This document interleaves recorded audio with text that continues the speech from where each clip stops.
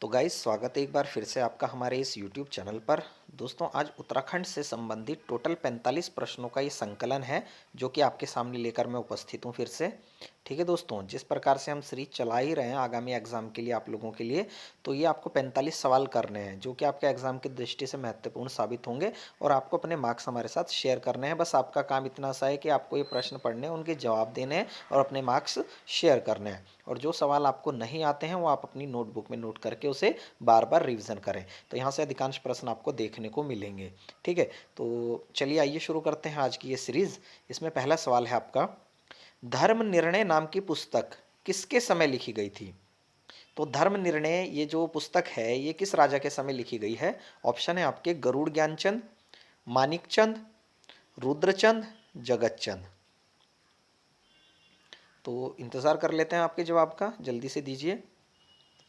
चलिए मार लिया होगा आपने आंसर। इसका सही जवाब है रुद्रचंद।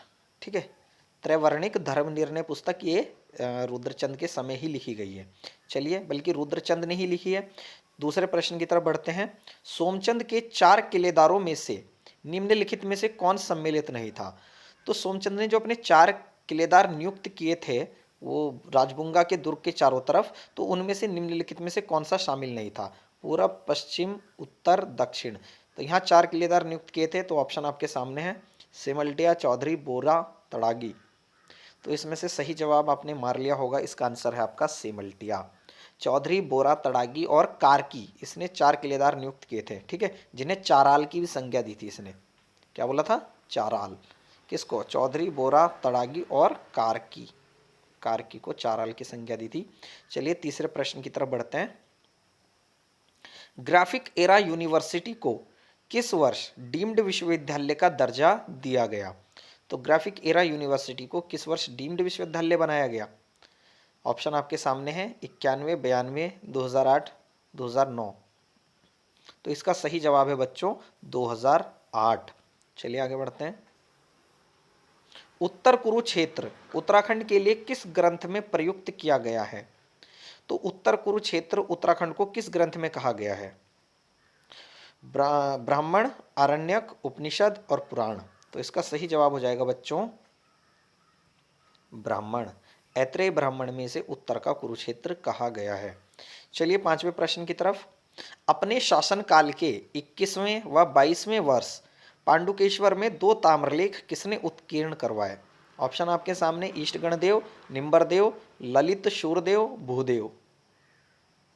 तो 21वें और 22वें वर्ष पांडुकेश्वर में 2 ताम्रलेख किसने उत्कीर्ण करवाए थे? तो इसका सही आंसर है बच्चों ललित शूरदेव। ठीक है, इसको आप नोट कर लें। चलिए छठे प्रश्न की तरफ। निम्नलिखित जनपदों को जनपदवार जन घनत्व के घटते क्रम में स्थापित करना है। आपको यहाँ नंबरिंग कर देनी है और नंबरिंग के आधार पर अपने आपको एक नंबर दे लें अगर आपने सही नंबरिंग की होगी तो ऑप्शन है आपके पिथौरागढ़, बागेश्वर, उत्तरकाशी, चमोली। इनको घटते हुए क्रम में लगाना है। तो यानी आपको सबसे पहले वो जनपद रखना है जहां सबसे ज्यादा जनघनत्व है। ठीक है, तो कर लिया होगा आप लोगों ने। चलिए मैं बताता हूं। उत्तरकाशी में सबसे ज्यादा जनघनत्व है, फिर दूसरे नंबर पर चमोली का स्थान आता है, तीसरे नंबर पर पिथौरागढ़ आता है और चौथे पर बागेश्वर आता है। तो इस प्रकार से ये जो जनपदवार जनघनत्व का क्रम था वो ये इस तरह से है। ठीक है, चलिए सातवें प्रश्न की तरफ।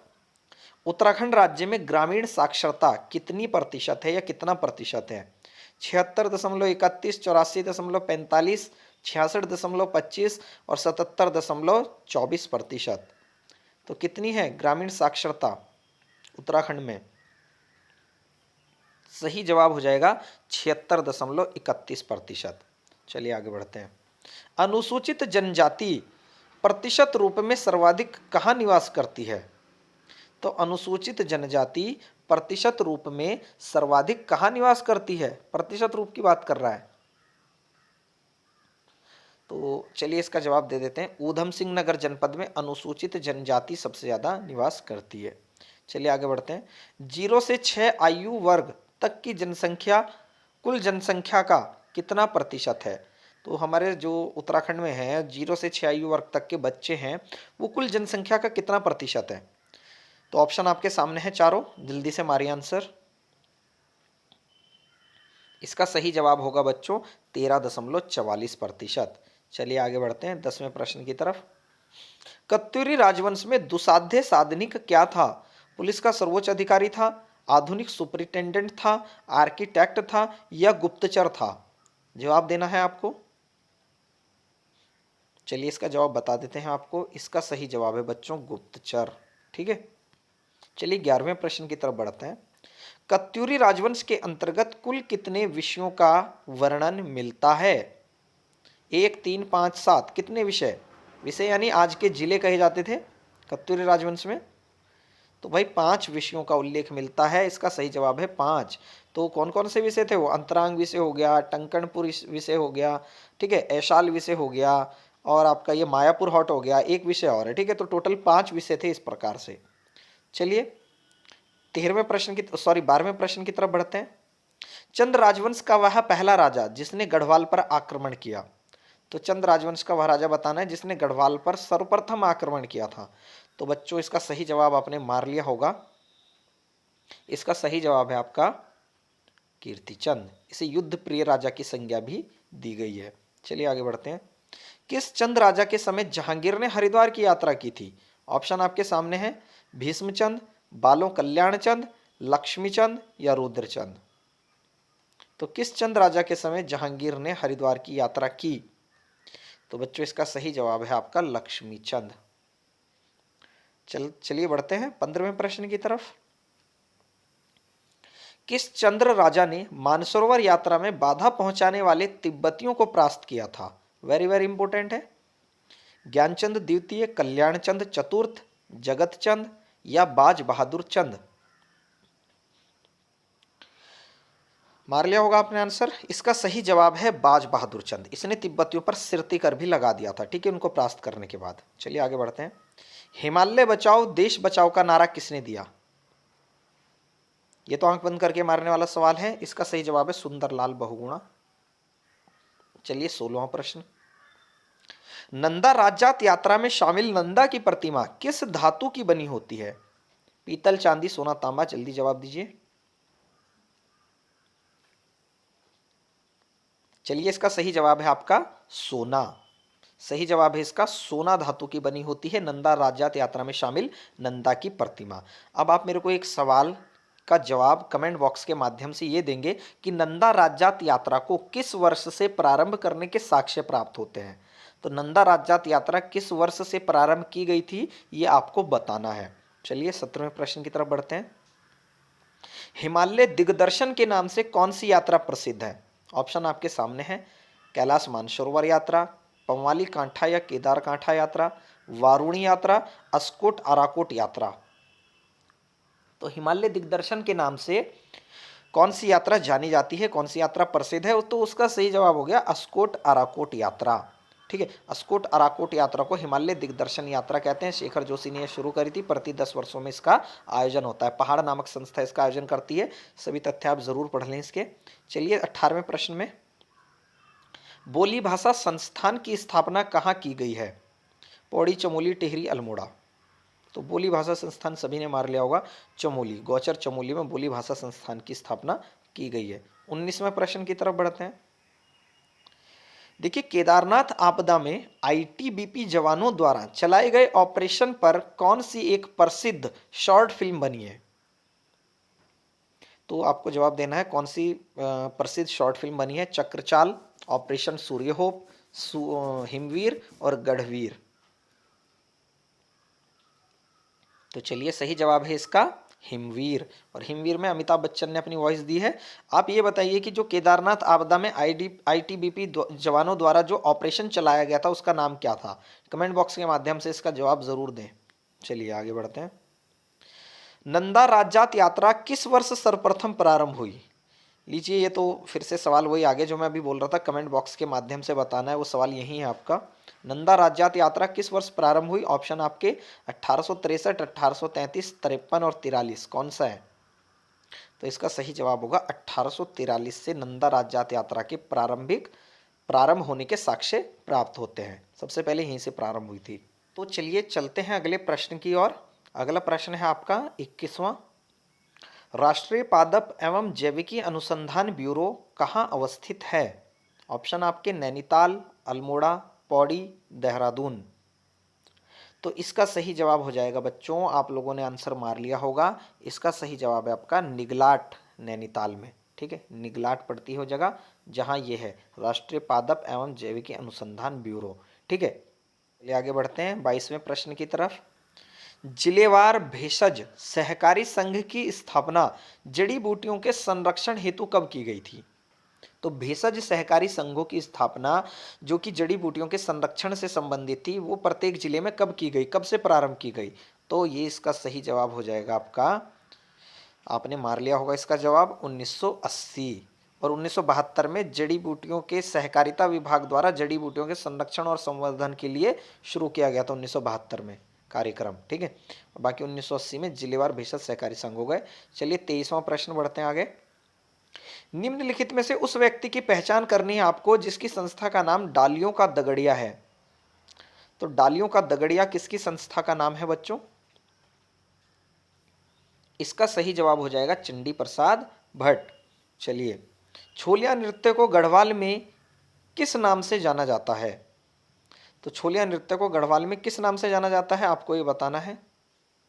ऑप्शन सामने है, दीजिए जवाब। तो इसका सही जवाब हो जाएगा सरो नृत्य। ठीक है, झोड़ा इसको चांचरी को कहा जाता है। चलिए आगे बढ़ते हैं। देवर भाभी के प्रेम पर आधारित नृत्य उत्तराखंड में कौन सा है? बुढ़ियात, गबरात, चैती या बौसरेला? तो इसका सही जवाब हो जाएगा बच्चों बौसरेला, देवर भाभी के प्रेम पर आधारित है। चलिए आगे बढ़ते हैं। ठुल खेल उत्तराखंड के किस जनपद में आयोजित किया जाता है? चंपावत, बागेश्वर, रुद्रप्रयाग, पिथौरागढ़? तो ठुल खेल पिथौरागढ़ जनपद में आयोजित किया जाता है। ठीक है, वेरी वेरी इंपॉर्टेंट है, आपके लिए पूछा जा सकता है और कई एग्जाम्स में यह पूछा भी गया है। चलिए 27वें प्रश्न की तरफ। वेरी वेरी इंपॉर्टेंट है ये अपने आप में। किस पर्व को उत्तराखंड के कुछ स्थानों पर मोर का पर्व के नाम से जाना जाता है? आठू, खतड़ुआ, सारा या पाती बेड़ा? तो ये जो पर्व है ये रुद्रप्रयाग जनपद में मनाया जाता है, आयोजित किया जाता है। ये है आपका आंसर पाती बेड़ा। चलिए आगे बढ़ते हैं 28वां प्रश्न। उत्तराखंड की स्थानीय भाषा में दीपावली को किस नाम से पुकारा जाता है? बग्वाल, बगवाई, दीपावली या उपरोक्त सभी? तो किस नाम से पुकारा जाता है? तो बच्चों ये सभी नामों से पुकारा जाता है, उपरोक्त सभी। चलिए 29वां प्रश्न। माघ मेला उत्तराखंड के किस जनपद में आयोजित होता है? ऑप्शन सामने है, जल्दी से जवाब दे दीजिए। चलिए इसका सही जवाब देते हैं आपको, इसका सही जवाब है आपका उत्तरकाशी। 30वां प्रश्न बढ़ते हैं। जाख मेला उत्तराखंड के किस जनपद में आयोजित होता है? चमोली, रुद्रप्रयाग, पिथौरागढ़, टिहरी? तो जाख मेला कहाँ लगता है, जल्दी बताइए। तो इसका सही जवाब हो जाएगा बच्चों रुद्रप्रयाग, जाख मेला। जाख देवता भी वहीं पूजित है। उत्तराखंड में ढोली दास किससे संबंधित है? गायन, नृत्यकर्ता, रणभूत या प्रेम गाथा? तो उत्तराखंड में ढोली दास किससे संबंधित है? नृत्यकर्ता है, गाने वाले हैं, या रणभूत हैं, या प्रेम गाथा पर आधारित कोई पात्र है? तो ढोली दास उत्तराखंड में गायन, गाने वाले जो गाते हैं ना, उनसे संबंधित है। ठीक है, ढोली दास। चलिए आगे बढ़ते हैं। मोस्टामानू मेला प्रतिवर्ष किस जनपद में आयोजित किया जाता है? देहरादून, पिथौरागढ़, अल्मोड़ा, चंपावत? जवाब दीजिए जल्दी जल्दी। तो मोस्टामानू मेला का जो मोस्टामानू मंदिर है वो भी काफ़ी फेमस है। उसी मंदिर में, मंदिर के प्रांगण में ये मेला लगता है। कहते हैं यहाँ एक पत्थर भी है जिसको अगर किसी ने उठा लिया, ठीक है, तो वो मतलब एक तरह से सभी पापों से मुक्त व्यक्ति है। ठीक है, ऐसा माना जाता है, तो परंपरा है ये। तो ये मोस्टामानू मेला पिथौरागढ़ जनपद में आयोजित होता है। चलिए आगे बढ़ते हैं। उत्तराखंड में संरक्षित वन क्षेत्र कितना प्रतिशत है? ऑप्शन आपके सामने है। संरक्षित वन क्षेत्र वो क्षेत्र होते हैं जहां थोड़ी बहुत मानवीय गतिविधियों की अनुमति होती है, पर लिमिट में रह करके, है ना। एक आरक्षित होता है, एक संरक्षित होता है। तो आरक्षित में तो कोई भी गतिविधि की अनुमति नहीं होती, वहां तो आप जा ही नहीं सकते। पर संरक्षित में थोड़ा बहुत आपको गतिविधियों की अनुमति मिलती है। इसका सही जवाब हो गया आपका 26.01%। चलिए आगे बढ़ते हैं। उत्तराखंड के किस जिले में मध्यम सघन वन सर्वाधिक है? मध्यम सघन वन उत्तराखंड के किस जिले में सर्वाधिक है? मध्यम सघन वन की बात करी, अति सघन वन की बात नहीं की है इसने, तो मध्यम सघन वन हो जाएगा आपका सही जवाब पौड़ी जनपद। ठीक है, और अगर यहां बोल देता अति सघन वन सबसे ज्यादा कहां है तो नैनीताल लग जाता आंसर। चलिए 35वें प्रश्न की तरफ बढ़ते हैं। बोल रहा है उत्तराखंड में कुल रिकॉर्डेड वन क्षेत्रफल कितना है। कुल रिकॉर्डेड वन क्षेत्रफल में वो भूमियां भी शामिल कर लेती है सरकार जिन पर ना तो वृक्ष होते ना कुछ मतलब इस तरह से हरी भरी चीज होती, लेकिन उसको वन भूमि में शामिल करके कुल रिकॉर्डेड वन क्षेत्रफल निकाला जाता है। ठीक है, बाकी वन भूमि तो इसमें शामिल होती है। तो कुल रिकॉर्डेड वन क्षेत्रफल उत्तराखंड में 71.50% है, सरकार का नियंत्रण होता है यहाँ। चलिए आगे बढ़ते हैं। 36वां, किस वर्ष टिहरी में वन विभाग की स्थापना की गई थी। तो किस वर्ष की गई थी टिहरी में वन विभाग की स्थापना, आपका 1885। अच्छा ये बताइए गढ़वाल में वन विभाग की स्थापना कब हुई और कुमाऊं में वन विभाग की स्थापना कब हुई। कमेंट बॉक्स के माध्यम से ये जवाब जरूर देना है आपको। चलिए आगे बढ़ते हैं। शेरवुड स्कूल उत्तराखंड के किस जनपद में है, किस जिले में है, किस जनपद में है। तो जवाब मार लिया होगा, इसका सही जवाब है नैनीताल। शेरवुड स्कूल की स्थापना 1869 में हो गई थी नैनीताल में। ठीक है, चलिए आगे बढ़ते हैं। राज्य का पहला केंद्रीय विश्वविद्यालय कौन सा है। तो राज्य का पहला केंद्रीय विश्वविद्यालय सभी जान रहे होंगे इस सवाल को, हेमवती नंदन बहुगुणा है बच्चों। 2009 में सेंट्रल यूनिवर्सिटी बनाया गया था इसको, 15 जनवरी 2009। ठीक है, तो राज्य का पहला केंद्रीय विश्वविद्यालय ये आपका श्रीनगर गढ़वाल में है, यानी पौड़ी गढ़वाल के अंतर्गत आ जाएगा। चलिए आगे बढ़ते हैं। कुमाऊं अनुसूचित जनजाति विकास निगम का मुख्यालय कहाँ है। कुमाऊं अनुसूचित जनजाति विकास निगम का मुख्यालय कहाँ है। नैनीताल, श्रीनगर, देहरादून, रुड़की। तो इसका सही जवाब हो जाएगा बच्चों नैनीताल, एक ही ऑप्शन है कुमाऊं का। चलिए आगे बढ़ते हैं। राजकीय औद्योगिक महाविद्यालय कहाँ है। राजकीय औद्योगिक महाविद्यालय कहाँ है, तो दीजिए इसका जवाब आप सब लोग। तो इसका सही आंसर हो जाएगा बच्चों गोपेश्वर।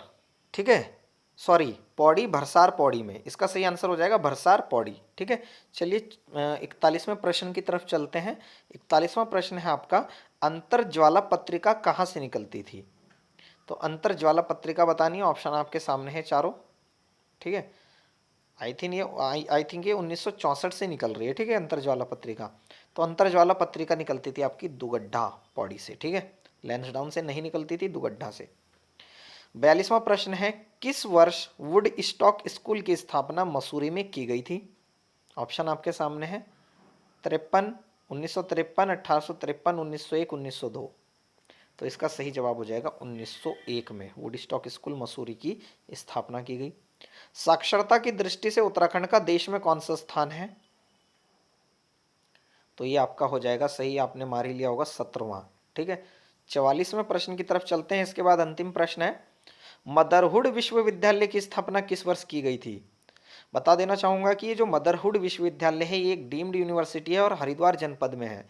किस वर्ष हुई थी इसकी स्थापना।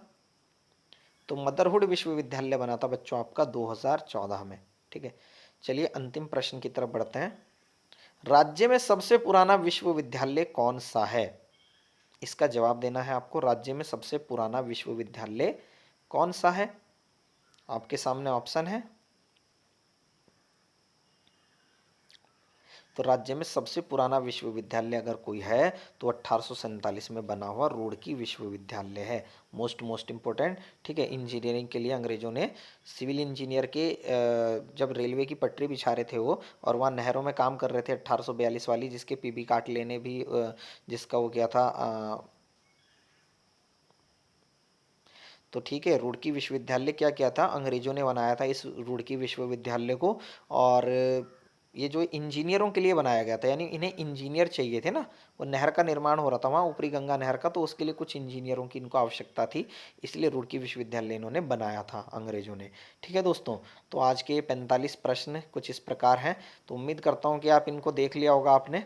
ठीक है, और कर भी लिया होगा। जो नहीं आएंगे आपको समझ में, ठीक है, वो आप अपनी नोटबुक में नोट कर लें, जिनके उत्तर नहीं दे पाए हैं, और उनको बार बार रिवीजन करें। यहाँ से काफ़ी सारे प्रश्न मिलने की संभावनाएं हैं। ठीक है, तो दोस्तों आज के लिए फिर इतना ही इस वीडियो में, फिर इसी प्रकार से अगली वीडियो में मिलूंगा आपसे। इस वीडियो को ज़्यादा से ज़्यादा आप शेयर कर दें अपने दोस्तों तक, ठीक है, ताकि उनको भी हमारी वीडियो का फ़ायदा मिले।